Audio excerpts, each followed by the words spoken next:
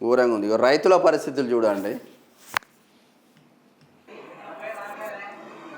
ప్రభుత్వాలు అంతకన్నా అధ్వానంగా వనపర్తి జిల్లాలో శ్రీరంగపురం మండలం ఓట్లు వేయించి మేము ఇల్లు తిరిగి డోర్ తిరిగి కాంగ్రెస్కి వేయండి అస్సాంకి వేయండి ఓట్లు వేయించిన పాపానికి మా చెప్పుకొని మేమే ఓట్టుకోవాల్సి వస్తుంది.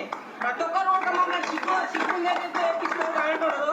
ఖచ్చితంగా నేను కృషి చేసిన కాంగ్రెస్కి ఓటు వేయండి అని ప్రతి ఒక్కరు నాకు తలకాయ ఎత్తుకుంటే నోరు లేకుండా అయిపోతుంది. ఇప్పుడు ప్రతి ఒక్కరు తిట్టడం జరుగుతుంది. ఇంత అధ్వానమైన ప్రభుత్వం నేను పుట్టినప్పటి నుంచి ఎప్పుడు చూడలేదు. సరిపోయిందా రేవంత్ రెడ్డి గారు? సరిపోయిందా? గీత రైతులను గీత పడేస్తారా? వడ్లు కొనమంటే రైతులను ఈడ్చి పడేస్తారా? రైతులను ఇదా పరిస్థితులు తెలంగాణ రాష్ట్రంలో? మరి అధ్వానమైన పరిస్థితులు ఉన్నాయనే చెప్పుకోవచ్చు. ఇంత ఘోరం ఉండదు వాస్తవంగా.